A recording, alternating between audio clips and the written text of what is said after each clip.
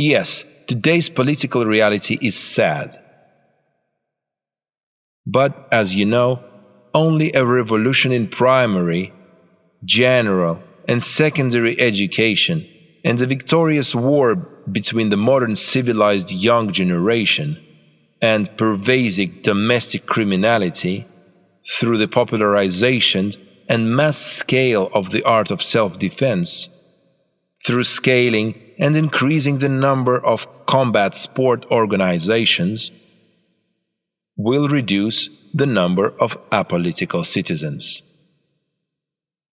When public and political activity reaches a critical level, when it logically abolishes the archaic principle of anonymity in voting in general elections, and when each voter can check via telephone or internet whether her choice corresponds to reality, then the political democratic ideology, competition of programs and plans will be revived and political professionalism will develop. In the meantime, we see American elections turning into a hybrid event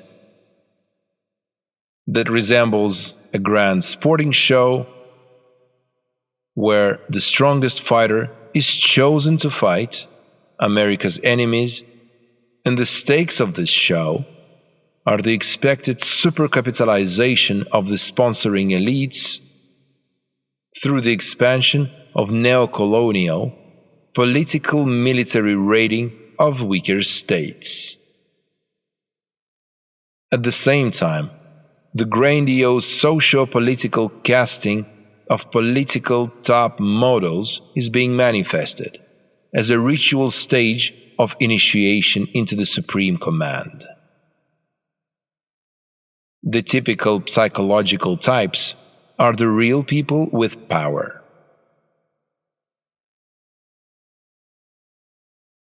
First of all, it is the quintessential utilitarianism and conformism, or, simply put, the maniacal need to know everything about everyone and everything. The manic need for material possession. The manic need for shaping public opinion. The manic need for ever-increasing management and then management again. Speech reactivity. Narcissism.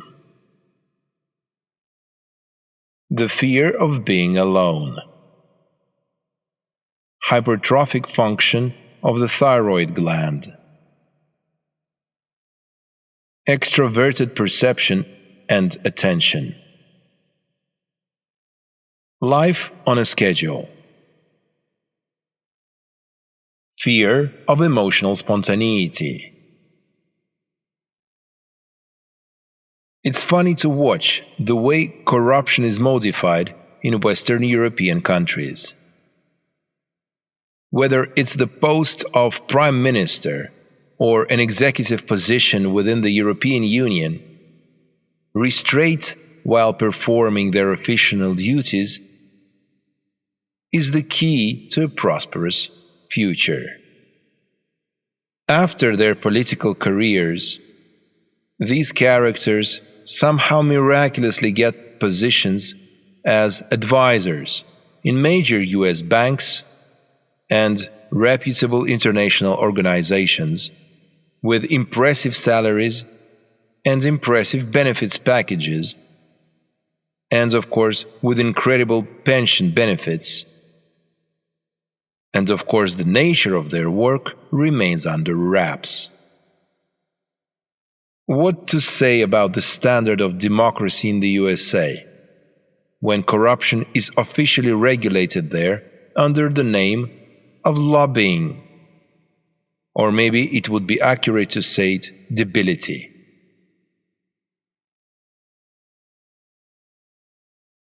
Global events at the beginning of 2020 have shown the criminal nature of the system of state power in all countries on this planet, as well as the level of social degradation in all countries on this planet, and appeal to the future progressive generation. Start by decriminalizing the ultra-archaic system of state power, whose roots go back thousands of years. It is clear that the real reform of the state power paradigm will only be possible if the social demand for a modern democratic state policy in any country critically increases.